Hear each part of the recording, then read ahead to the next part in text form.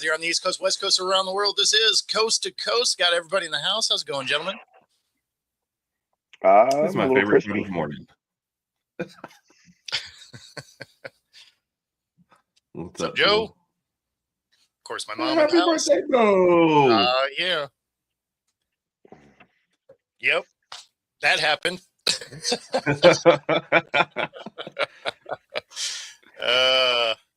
So, might as well kick this thing off with the World Baseball Classic. And U.S. came up short, and they didn't look particularly good throughout the game, really. No. Kind of fortunate it was as close as it is. Yeah. Go ahead, Philly. You probably got more on this one. Well, not really. You're right. They didn't look very good. They did not bring the bats, and it looked like that they were just overpowered with pitching. And Venezuela didn't look that great either. So I mean, it was, it looked like it was a preseason game. It looked like an exhibition game that they just meant more. So. Ultimately 3-2, 8th inning, they gave it up and that was it. Yep. Yeah. I think that's what hurt the worst was, when you seize that, when you got the tie back, when Harper hit the home run, you're thinking, all right, they're back in this, there's some momentum. And then immediately the next inning, give it right back up. It was just kind of like, oh, why'd I tune into this? So yeah. Judge was. I didn't realize Judge was. Yeah, he was hitting like postseason Judge. Yeah, I didn't even realize he was in this until last night. As a casual person who's not really paying attention, I didn't even realize he was playing because you've not heard his name one time throughout the whole contest.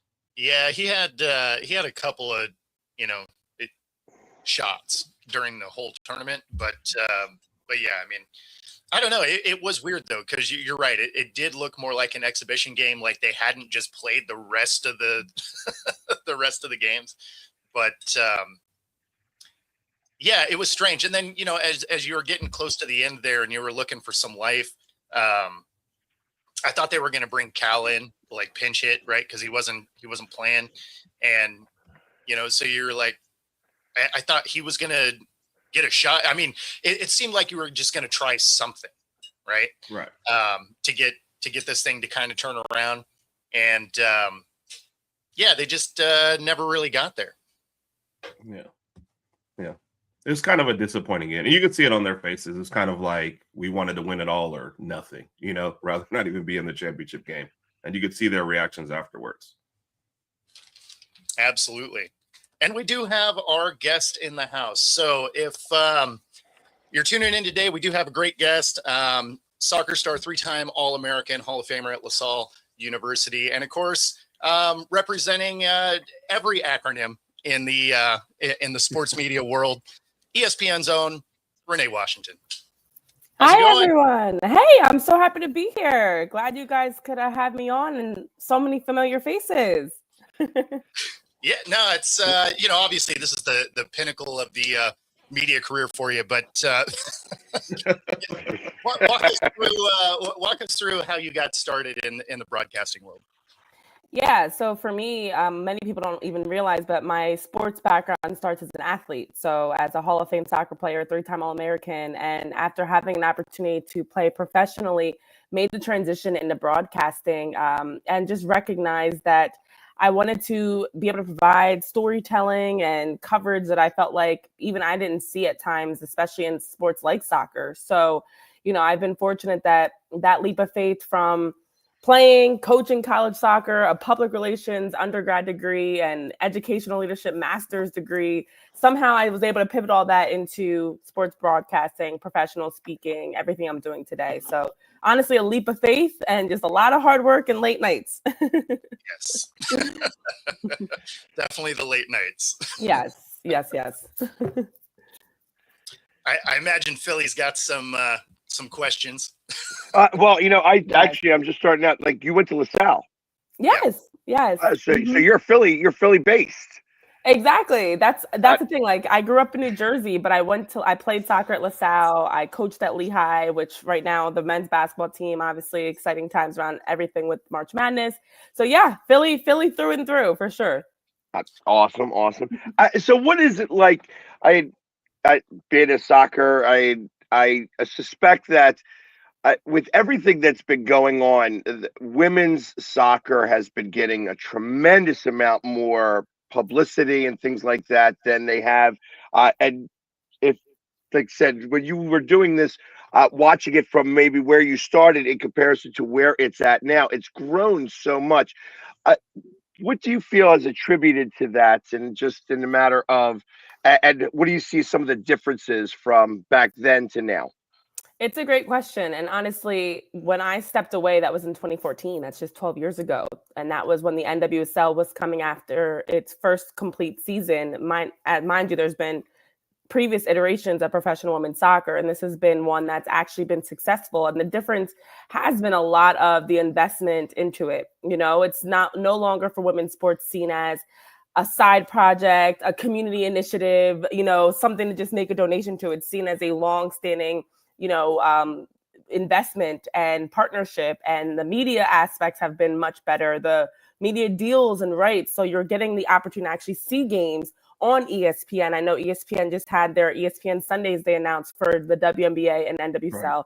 You know, different components of networks that are taking women's sports seriously, but then also just the way people, I feel like, are recognizing our own involvement. Social media is a big part of that.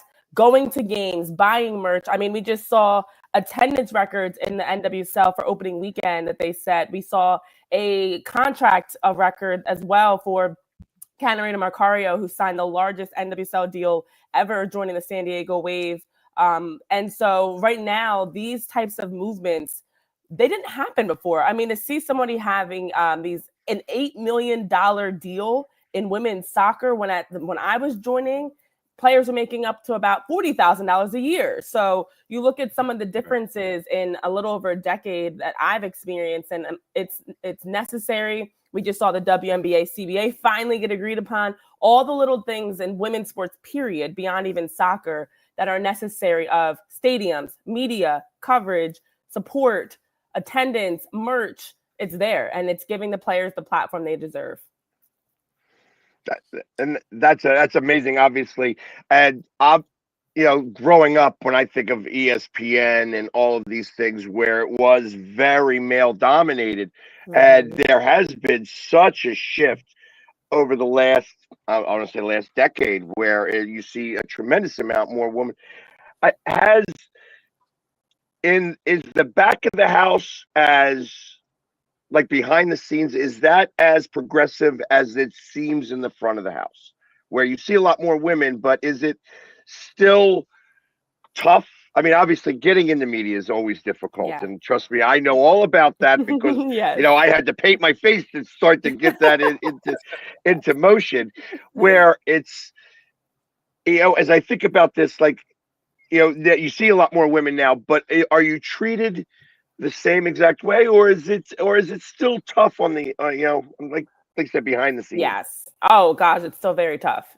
There's still a lot more work that has to be done. There's massive improvement in terms of opportunity. I think because of digital and social media, that's actually opened up a whole new avenue and you know, opportunities for everyone, especially for women. You know, we're also seeing more media companies that are focused on covering women's sports, or even just hiring women. So I think there's more opportunities that are opening up. But the reality is still at the top, especially, but in general, the way that we're perceived, received, the way that we have to carry ourselves, the way that we're treated, there's still a lot of work that needs to be done. You know, I still have moments, and we're in 2026 now, where I'm very much reminded that I'm a woman, that I'm a Black woman, you know, that I'm in these spaces, that I'm often the only one in a room full of men. And honestly, it's not even just about being the only one. It's still some of the treatment itself that needs to change, because women are still seen as only being hosts, only being sideline reporters. And we're starting to see more women that are analysts, that are play-by-play broadcasters, that are covering male sports, because for the longest time it was this belief women should only cover women,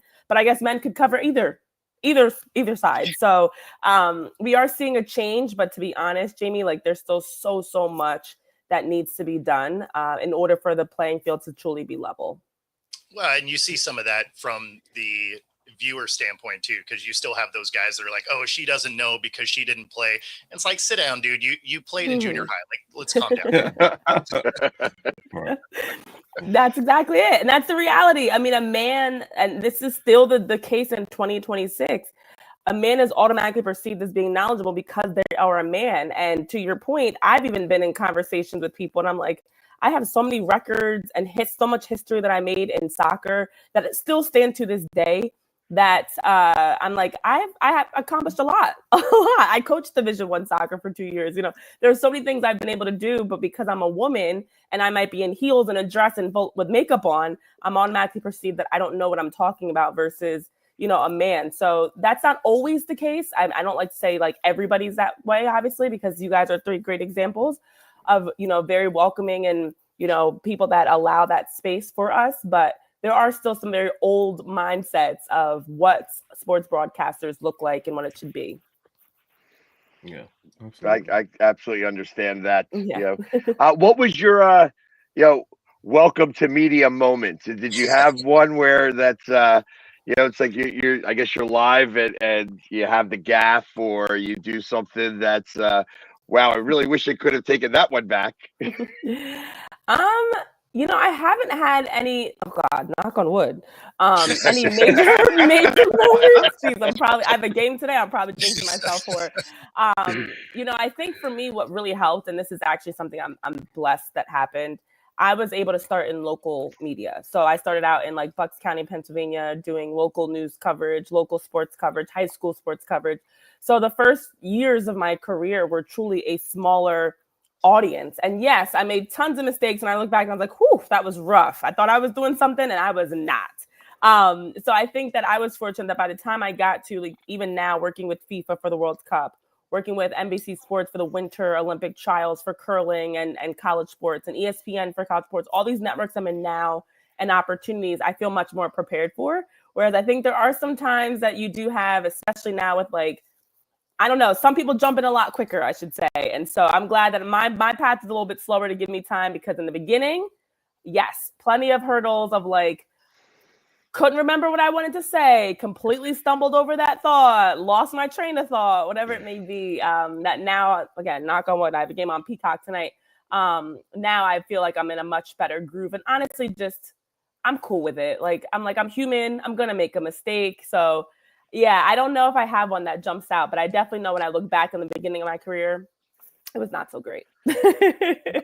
Again, I agree, because I know the difference between the videos that I made in the very beginning. I look back and I'm like, wow, you know, it's like I had to teach myself how to look at the camera and not look at the screen and look at myself. That took it about 2 years of yelling at my phone. I mean, just last night in the stadium trying to cut a promo, for whatever reason, I just couldn't talk. I think I was like 15 takes into it. I'm like, this is 20 seconds. Like, what are we doing? You did mention that. Yeah, you mentioned kind of like the transition and how it was slow at times. Were there any areas though where being an athlete kind of helped the transition to getting there, like just knowing the game, I guess, and that kind of thing? Yeah, honestly, most of my career, I'm so thankful that I was an athlete, because it gives me that perspective. I understand the other side. I've been, you know, on the other side getting interviewed. I've been on the other side of that game-winning moment, that championship, whatever, preseason, whatever it may be.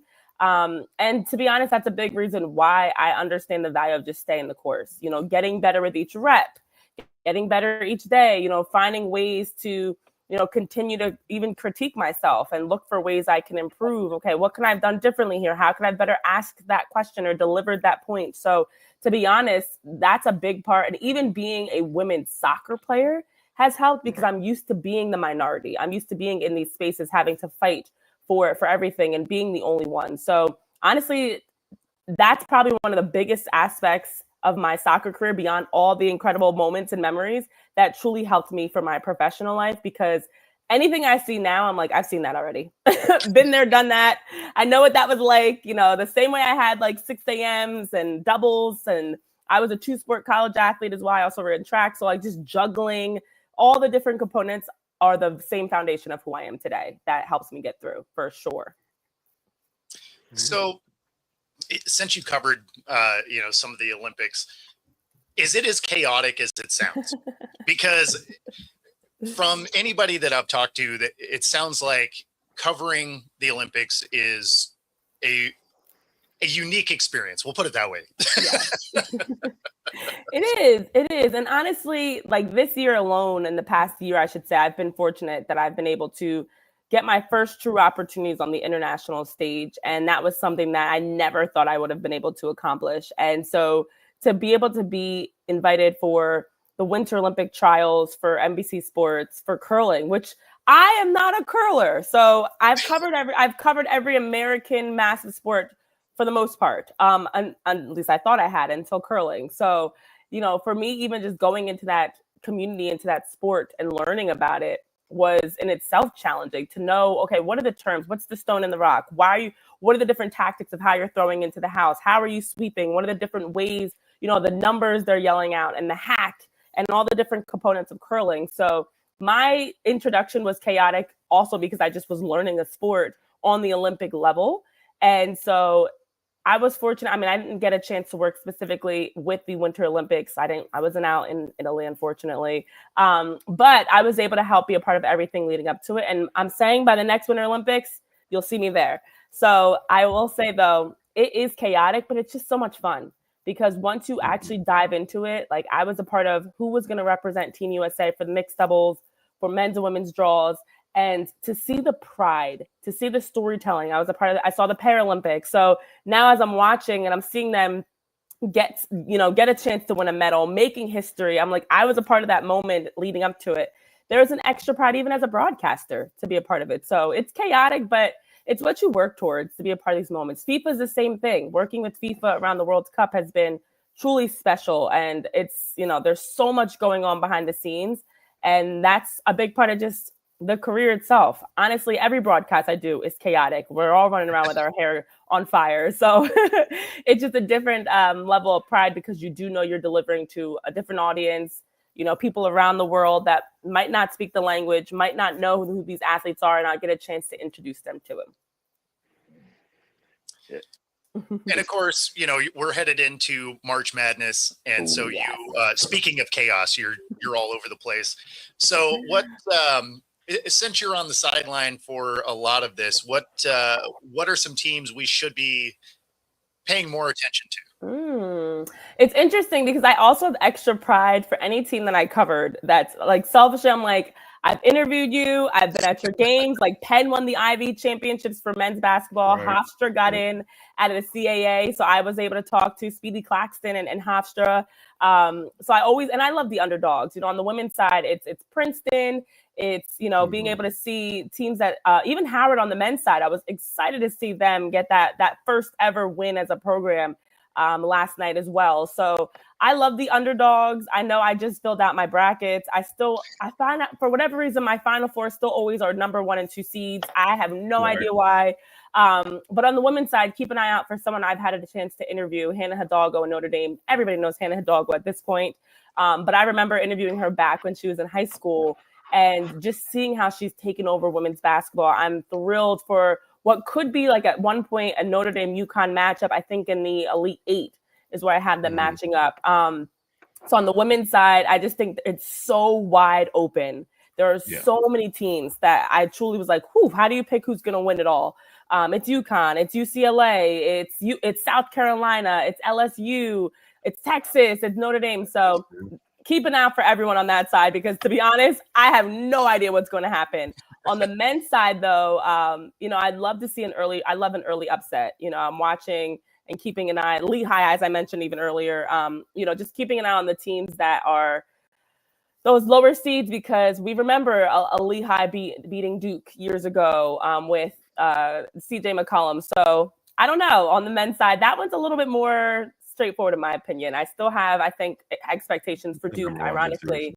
Yeah, I just feel like for whatever reason, it's not as much of there's just a bigger separation in my opinion. But I do think Duke for the men's side, I have them favorited to win it all. Yeah, I think that's fair on the men's side, though. It just Yeah. seems like a couple teams have separated. But this is Yeah. not a personal question at all. But do you have Hofstra winning in the first round? I do not actually, but I actually really toyed with the idea though, because are you a Hofstra guy? No. Oh. I'm an Alabama guy. No, I see Alabama, but I was like, maybe there's a Right. Hofstra connection too. No, I mean, you are absolutely literally not. bleeding Alabama right now. Yes. But I will say no. I don't actually see any of the teams that I've covered getting a win in the first round, but I do think a team like Hofstra, and actually Princeton is one that I'm on the women's side, I'm keeping an eye on because they're in an 8-9 matchup too, though. But I do feel like for Hofstra, they've got a lot of talent. I think they're at least going to make it a competitive game. Sure. It should be fun. They have, to me, to be to that gap to the point, you need to have the height, the physicality, the speed of play, the coaching, the ability to keep up with those top teams to at least make it interesting. So I think Hofstra has those pieces. Yeah. And I like those lower seeds because in some cases they don't know they're not supposed to win. And that's what really is the great part about March Madness is that you get them 12 and 13 seeds that have gone 28-4 during the season, and now they're going up against just a more competitive school it was like 19-11. Yeah. And you watch how they just all of a sudden it's just like, how do you not go for the team that's won 28 games this year? They've obviously been more cohesive. They've been able to do things better. It doesn't matter that this other team has been playing so much better competition. You sometimes raise to that level. That's why March Madness is so great when you see a 12 and a 13 seed make it into the Sweet 16 or even further. Exactly. And I think that the reality is you have nothing to lose. Nobody expects a seed that's, I would say, like 10 and under. We're not expecting you to win a game. That 8-9 matchup, of course, that's wide open. But for those seeds that are 10 and lower, we're not expecting anything from, because of the difference between like a Patriot League, CAA, Atlantic 10 versus, an ACC school, for example. So I will say, though, as someone that played in 3 NCAA tournaments and lost the first round of every single season, I do love the play-in game because I actually think, like you look at Lehigh men's basketball playing today, it gives you a chance. Howard beating UMBC yesterday, it gives you a chance to get some sort of, you have a better opportunity. You're playing another play-in team. It gives you some taste of the big dance. And also for those programs, that's your championship, regardless of how you do in that next round. So you at least get a better opportunity to win a game. And then now when you go into that matchup against the 1 or 2 seed, you've got one under your belt. So I think that's actually a nice feature that I wish we had when I was playing soccer. And it used to be that the number 1 seeds never lost, but Virginia took care of that a couple of years ago and, lost to a 16th seed. And, it's like when you think about that and it's like it had gone all of those years and it never happened. And then it finally happens and you're like, okay, well, now anything is really possible. So. Yes. There are programs susceptible, by the way. There are some programs susceptible to upsets because actually Virginia is one. On the men's side, I picked to get upset. Virginia, Duke, and actually Villanova, I feel like are 3 programs that for whatever reason tend to be a little bit more susceptible to an early round exit upset. So I have no idea why, but it just history has told us that. That's Gonzaga anytime they're number 1. Anytime they have a first seed, you're like, that ain't gonna work out. Yep. Yes. What would you say is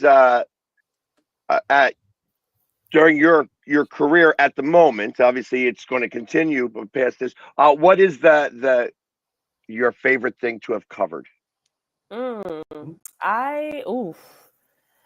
I am so bad at this question because I often get asked favorite sport, favorite moment, and I take it all in stride. I think if I had to pick a biggest moment that I've had or biggest coverage, I should say, I guess it would be the Winter Olympics would be one of them. I don't know, actually, that's a really good question. I know I had a chance to work with the Atlantic 10 and be a part of their men's and women's basketball tournament coverage. And that was like honestly, more of a biased full circle moment, truly, especially because LaSalle men's basketball was in the tournament. That was a couple years ago.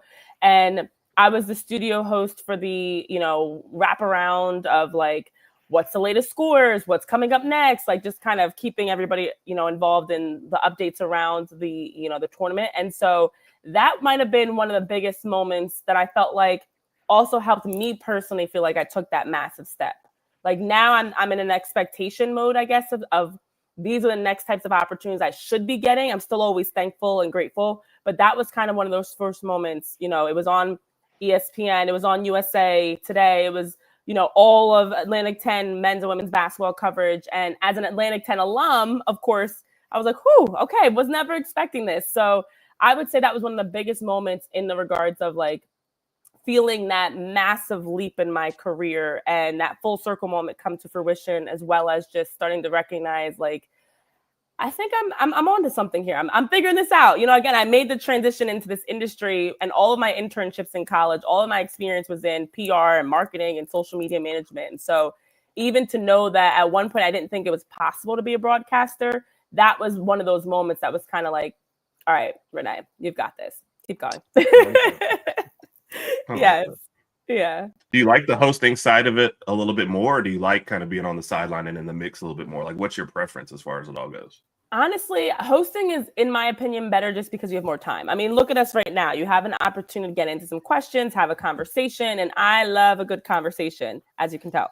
I think the game, though, is just there's nothing like that raw, organic moments to be a part of it. And I know I recently just posted a clip, ironically, of Penn men's basketball, like a post-game interview I did earlier this season, and they were like, we're back, keep an eye out for Penn. And I was like, not only was that moment great because the one player was cursing and they had to like bleep it out and the players were all around me and stuff, but I'm like, just watching that, then it aired so well because now they won the Ivy League tournament, and you just have these moments where you get to be a part of the action. And that's why I said earlier, even like I selfishly, root for the teams I've covered because I've been there. I've been, around them and having the conversation with the coach and seeing the team. So there is nothing like that moment where you have a sweaty player. Sometimes they're crying. Sometimes they're out of breath, and you're just like taking it all in with the mic. Here, now you got to talk, and you're just in that moment having a chance to get that true, genuine experience. And I love that because I love those moments. I love those big game moments. So they're different beasts in the sense of what's exciting about them. But if I had to choose, it's a show because we can still get the excitement, but we can now have more time to actually talk through it and unpack it a little bit more. Yeah. And you get, I feel like that during those things that you get a lot more authenticity. Yeah. I mean, obviously, I work in such a different sense of the media where I'm not, I have this show, but that's, like I said, this is like really small in comparison to what it is that you're talking about. But going to these games and being in that moment, and, it's so much better when you win, but keeping the composure when you lose and having to express how you're feeling. And, like I remember being at the World Series in 22 when the Phillies lost to Houston and watching everybody in Houston celebrate and me having to just, hey, congratulate them. And, because obviously they deserved it more. They wanted it more. And then in the process, still try to remain positive. It's sometimes a challenge, and you can see it because you're like, how do I not break down a little bit? Because then you also get to feel the season. You know what I mean? It was like I was there throughout the entire season. I watched this, epic run, and now it ended with a loss in comparison to being at the Super Bowl where we win, and the game is over in the third quarter and we start to celebrate there. And it's like, was a completely different experience. It's funny though, because sometimes I have footage of pressers and stuff that I'll never put out, right? Because they didn't handle it particularly well. And that they're going to get in trouble if that actually gets aired, right? Because the official stuff that gets put out by the team, you can see it was edited out. And, it's sort of that unspoken, we understand you got this footage too. Don't put that out there. Oh yeah. Oh We yeah. definitely have some footage that I'll go back and watch because it's entertaining and it's real, but there's no way you can put it out on the internet. Yeah, and that's part of it too, is understanding the boundaries, because you are capturing, and I've even had coaches or players say, can we not use that? Can we cut that out? And just respecting them, because you are building that relationship. They are allowing you access to be able to be in the locker room, to be in those moments, to have the conversations. And so that is always tricky, because I agree. I've seen things or been told things and it's like, don't tell though. And I'm like, but this would be so big. And then I have to wait sometimes a couple weeks when the news comes out. I'm like, I already knew that. But it is tough. And that's part of it too, is just like understanding where you stand to make sure you can continue building those relationships. I personally am very big on the ethics and standards and values, and I'm going to always carry myself with that integrity. So win or loss, whatever happens, I'm going to make sure I'm not showing anybody in a negative light, because that's not what I'm there to do. At least that's not the type of reporter I want to be. I'm not there just to go viral and share this clip that I wasn't supposed to share, or whatever it may be. Well, yeah, because you want them to talk to you again. Like, Yeah. that's the thing, Exactly. right? Like, if you barbecue them and you get your second of virality, it doesn't help you in the future, right? Like, No. as a career path, it's a good way to stunt growth. And I don't think I can get away with it. I know people that have done it, and I know people that to this day are not allowed in certain locker rooms, or can't talk to certain people. And I do not want to be that person, because I also know, as we talked about earlier, I am a Black woman. I cannot get away with the same things that maybe others can. I will be blacklisted right away and no longer allowed. I've had even when I was speaking with like Tom Brady and different people, and they have their list of do not asks, and I will not ask those questions. If you say I can't talk about a certain topic, done. We won't do it. I mean, that's always a trigger for people, right? Like, you always want to see if there's elements they don't want, or if there's something they do, right? Because sometimes your conversation doesn't organically get to something they want to promote. Yes, that's such a good point. And I guess as you've been going through all of this, obviously from college, who's been your biggest influence to get to this point, and even moving forward? Who's like a mentor, or the biggest influence that you've kind of emulated your career off of? This is the best spot for I'd like to thank me for believing. It's all me, actually. No, it's interesting, because I always tell people the way I've modeled my career is I have multiple people that have been in my corner that I've been able to learn from. So, early on, I was able to connect with, and I still am close with them. Someone like Mark Zumoff, voice of the Sixers, Mark Zumoff, who I always grew up as I was going to games and watching Sixers games, hearing. And so he was very pivotal from a local standpoint. Then I have someone like Michael Eaves, who's with SportsCenter, and he's been someone that's been so inspirational and helpful, because he's in a role that I would love to one day be in. So he can also give me the perspective. So unlike, Mark, who maybe is more that local voice in that regard, Michael Eaves provides, a sense of what it's like to be on SportsCenter, to cover every sport, to be a part of these massive moments. And then, I even have influences that are female as well. I look at someone like Maria Taylor, who I've been fortunate to call a friend and to interview and speak with. And, just seeing the way that she's been able to cross over lanes from Football Night in America to NBA coverage with all that NBC is doing now, as well as WNBA coverage that we'll get to see play out officially. And even looking at her college sports background in terms of college football, and another former two-sport athlete as well in college. So personally, I pull from everybody. And if you notice all three of those people as examples, because there are others too, they're different: male, female, Black, white, local, national. And, I just want to be kind of a sponge still, even as I'm 10 years in, as someone that's like learning from all of them and picking different characteristics and feedback that I get from them and insight that I get to be able to apply it to myself. So those are three names that jump out at me, but I definitely have like a wide range of people that, I'm now fortunate to call friends, even, that are helpful in giving me guidance. And you need a village in anything you do in life. So. And I assume you're still in the Philadelphia area? That is home. Yes. Currently, I'm not there. Actually, I'm on the road in Florida, but I am still in New Jersey. Actually, which people don't know. They never know really where I live, but that is still home for me.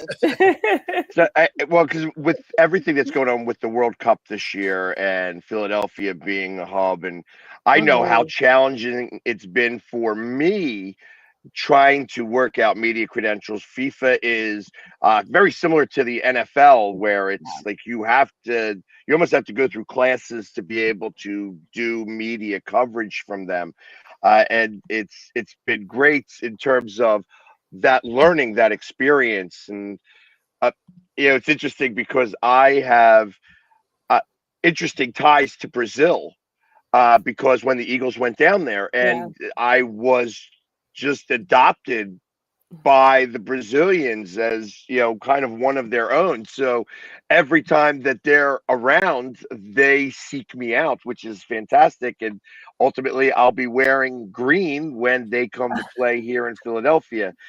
So I wonder, being a Well, soccer player and knowing that this is going to be happening, and like even in Florida, I mean, they're going to be in Miami, they're going to be all across mhm. the country. I, where do you see, like, how excited are you about this and being able to cover this, and being on this world stage in Yeah. comparison to, just like I said, it's great with covering the MLS and Mhm. college soccer, but it's not on the world stage like this is going to be. Oh, exactly. And there's nothing like it, and that's, for me, I do USL games, MLS, NWSL, college, but to your point, there is nothing like FIFA. Yeah, it is a pinch me moment for sure. And that's why even when I had the opportunity to first start working with them and found out that FIFA was like researching me and vetted me and said, yes, we want to work with her. I was like, whoa, okay. No big deal, just FIFA. Whoever at FIFA is like knowing me and looking at my work and thought I'd be a good person to work with. So honestly, living in New Jersey, it's such a great spot because there, to your point, there are so many host cities right around us in driving distance. And I know people are like, well, are you going to be in Atlanta? Are you going to be here? I'm like, listen, I got Philly and I got North Jersey right in my back pocket. And so if nothing else, you'll catch me there. But I also do know, to your point, it has been really chaotic. I mean, a lot of people have seen the public side of getting tickets, but the side of getting media credentials, they're not just giving them out. And I've seen people that are, maybe news personalities or certain, even like non-sports or maybe different networks that are trying to get credentialed and getting denied. It's really difficult, and it should be. I mean, we have the best of the best coming to our backyard, to North America to play. And you want to ensure that whoever, as we were talking about earlier, Bo, is in those locker rooms, is in those press conferences, is going to ask the right question, release the right video, whatever it might be. So the vetting process has been very strict. And honestly, I'm still working through logistics of what my coverage is going to look like. But I'm like, regardless, I know you will at least catch me outside at the fan activations. If nothing else, I will be in those different fan zones. I'll be right there in the mix, covering it from that standpoint, because the games, in terms of the matches,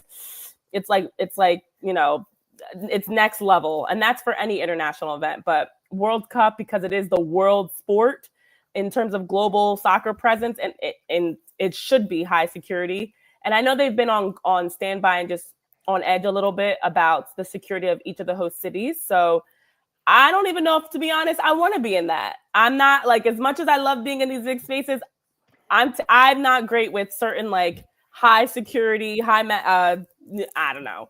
So I'll be somewhere, but I will be somewhere enjoying it regardless, because I'm just so thrilled. It is a pinch me moment for sure to be a part of. I know, just like on my side of things, like being so excited, the Ivory Coast. I mean, I am literally walking distance. It's a Yes. long walk, but a walking distance to Subaru Park, Mm-hmm. where the Union play, and that the Ivory Coast is going to be there.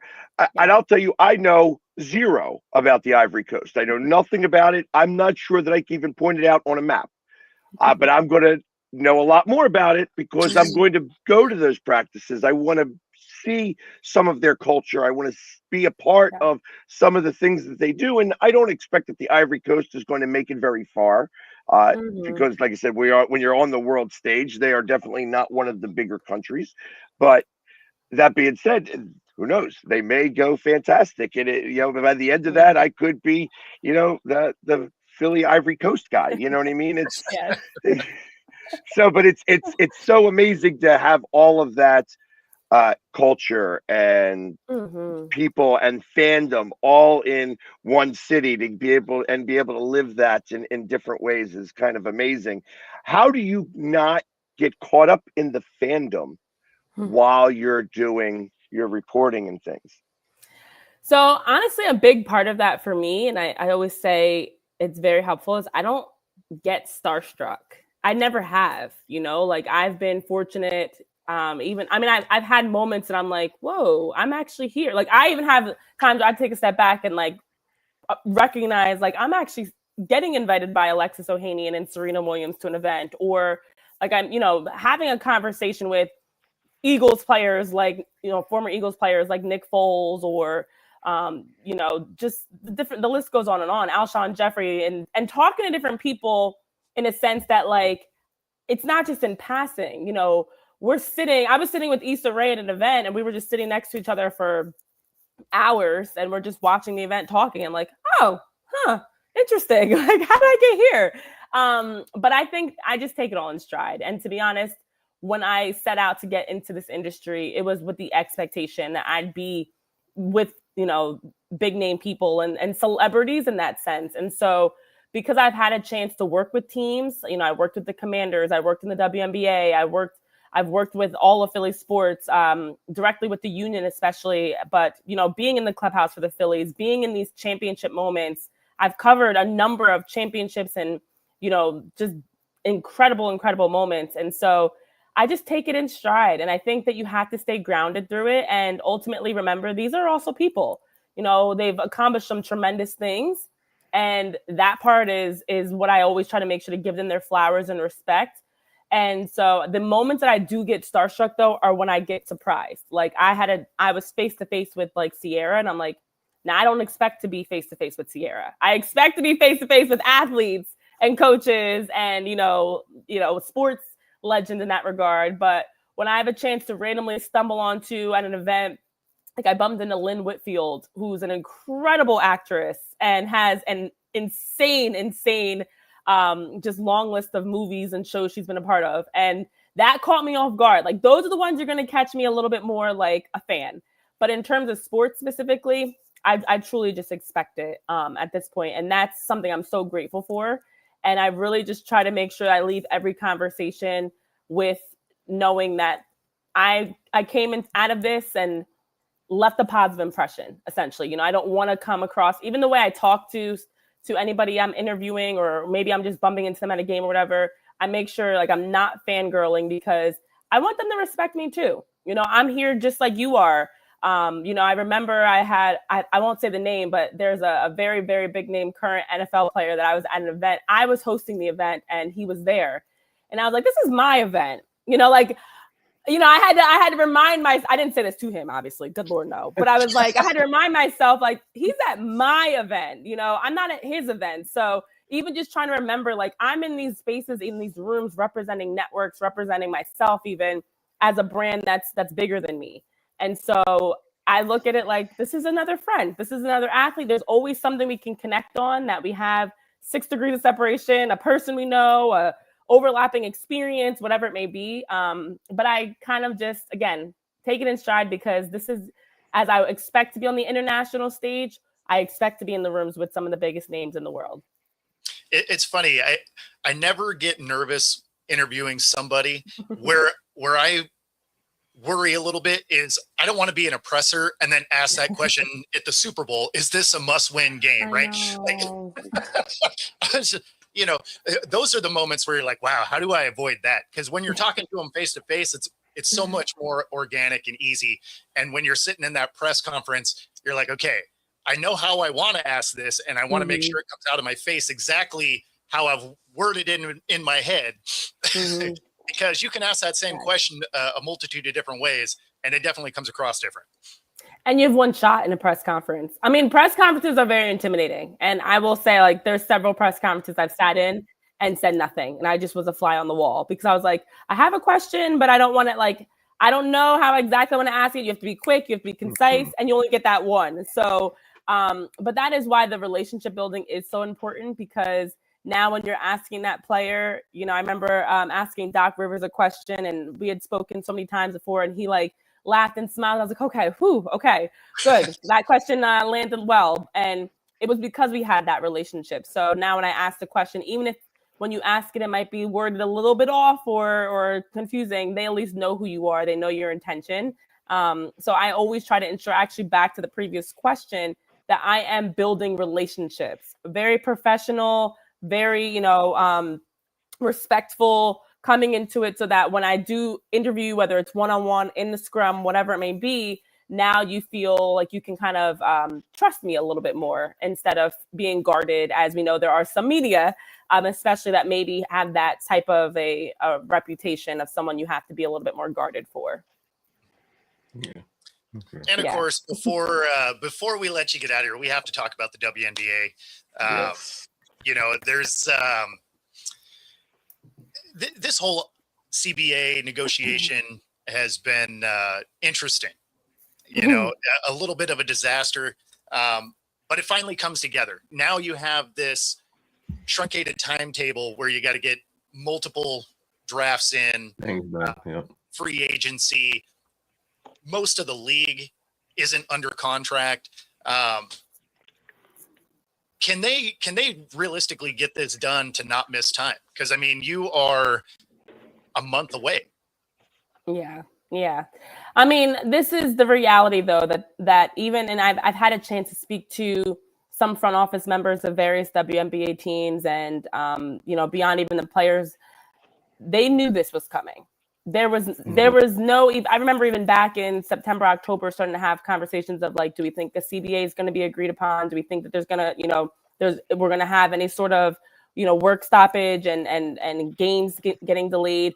And the truth is, the league as a whole has been preparing, knowing that these conversations were going to take time. The players themselves knew these conversations were going to take time, and that they were open to taking however long it took, knowing even if in the short term you have to sacrifice some of this season, in the long term it's going to be worth it when you have an increase in salaries and revenue share. And so I think they were already prepared for this. And what I've been told is they were still treating it with the expectation that the league is going to start on its expected date. So still behind the scenes controlling and doing all the things they could to prepare so that when the CBA was finally announced and, we got the verbal agreement overnight while everyone was sleeping, that they were going to be able to hit the ground running. And also, I think the league's in a better position in general for this because of just, had this been 10 years ago, and I even remember the 2020 CBA and that process that was record breaking at the time, the league was in such a different spot. And I think now, because of the players' ownership, in the sense of being so involved, obviously, and even things like Unrivaled, to be honest, I think it puts extra pressure that the W has to make sure the B League is also been announced. All these other players and competitors in the sense of leagues make this a high pressure situation for the W. They have to get right. So I think they're ready. I think it's going to roll out fine. I think that women's basketball is in a really, really positive space right now. They were ready to handle this delay with the CBA just getting announced last night. Yeah. I was curious how involved the GMs could really be, right? Because you're sort of in this holding pattern. The CBA hadn't been agreed upon. So have you heard how much involvement they were allowed to have communication wise with players just to try and get anything going? Obviously you wouldn't be able to talk about numbers because you wouldn't have any idea, but you have to fully assemble these teams. The Storm, for example, is great, 90% of the roster's gone. So you basically have to fully assemble a team here in the next 30 days. Yeah, and I mean the reality is these for GMs, and listen, I haven't had a chance to talk to every GM, but the people that I have spoken to, they were going to have to deal with this regardless, whether it was a month or 2 months. They were already in this situation. You knew who was going to be, drifting out into free agency. You knew who was going to be a lock for this upcoming season. So they were already preparing for the types of conversations, who they were looking to get, how, what types of roster moves they can make in free agency and things. It's just now going to be heightened, and it's going to be a lot tighter. So I think, to be honest, when you really think about it, they've already been putting in the research, the prep, the same way. That's why the NFL free agency, we saw Sunday, Monday, before Wednesday officially started the official free agency period, deals were already being made. It's the same thing in the WNBA. Every league, I don't care when the actual deadline is or start is, they're already starting those conversations prior. So I think now all the CBA is going to do is we're going to see everything kind of on fast forward, and it's going to be a very quick explosion that we're going to be like, whoa, there's all these deals happening, but the deals have already been happening. They've been Right. to be honest, agents know, much like everybody else knows, a CBA was going to be agreed upon, and they wanted to make sure their players were ready. So I think they're going to be fine in that sense, because they were still able to, within reason, of course, have those plans, research, prep, conversation in place. Now we'll just get them officially announced as we get into free agency. So do you think, because this is a unique situation, Yeah, that they could potentially, the players could band together and create their super team the way the NFL or the way the NBA has, because so many of them are free agents and they can kind of manipulate their salary, even if it's only for a couple of years. Do you think somebody comes in and it steals this ring? Because the opportunity. You could argue that the New York Liberty and the Aces have already created super teams in the past. We've seen some super teams of, multiple MVPs coming together and champions coming together. I think, to be honest, where the WNBA is right now, we have already started to see that shift, because thankfully now we're getting the expansion of new teams being added in. I think that was necessary. Every team was getting to the point of having 3, maybe 4 even MVP caliber players. Again, the Liberty, the Aces have been prime examples of that. And so I think it was time to bring in some more. They needed more teams, from a roster standpoint, because you have great players that every year are getting waived, but also to kind of spread the talent at the top a little bit more. So yeah, I wouldn't be surprised. We're going to get some super teams because we've already been seeing it. And I just think that players also, again, there is a bit of a separation of those top teams versus, the others, teams like Minnesota as well. I should include in that, there's Seattle is even one that's got to keep an eye on. So I do think we're going to see some massive, massive, shocking super team like moves, because they've also been chomping at the bit, and they know they want to win a championship, and people are tired of seeing A'ja Wilson in the Aces winning. And so we're going to see some other teams that are trying to lock up some massive moves to see if they can also have that super team to win it all. Yeah. One of my worries during this was how expansion would still kind of play out in the midst of all this chaos. But it sounds like from your comments, you're still happy that they're going forward with adding the 2 teams, even with, kind of this late scheduling. I think expansion was necessary. And because of the CBA, if you're increasing revenue share and you're increasing salaries, this is my own personal opinion, I think it also makes sense to increase the amount of players that can be in the league. They've changed so much, and I still have to iron out all the details. Of course, we all do. It just happened. But I know big parts of what they were trying to add and incorporate was to ensure players that are temporary signees, players that are first-year players, they have the housing that they need, getting that studio apartment or 1-bedroom apartment. Those are things they were fighting for. Basic things, in my opinion, that a player that's in the league should be guaranteed some sort of housing. And I think that's what will help when you have expansion teams or even just those building teams, that now they can also provide for their players. Because the CBA, in my opinion, was not, people look at things like their salary demand as something to help the top. And it does. It's going to raise the ceiling for what those top salaries are. Someone like A'ja Wilson, for example, should be earning more than $1 million a year. Absolutely. There's no reason why players should be earning $230,000 a year as a top player in the league. Absolutely. But it also is going to raise the level for the rest. So now it does give the expansion teams. The Valkyries were fantastic last year in their record-setting attendance numbers and things. But beyond that, now you can provide those players with a full-time professional salary, experience, housing, and resources. So to be honest, I think a perfect time with all the expansion of this season and the upcoming seasons, Philly being one of them, of course. But these other cities that they're adding in, that now when they come into the league, they can have stability for their players as well. I like it. Yeah, Absolutely. And of course, have so many more questions, but we are out of time. Before we let you go, let everybody know where they can find you on social media and everything. Sure. So I'm super easy on social media to find. Everything is at Renee P. Washington. The only difference is X because my full name does not fit. So that's Renee P. Wash.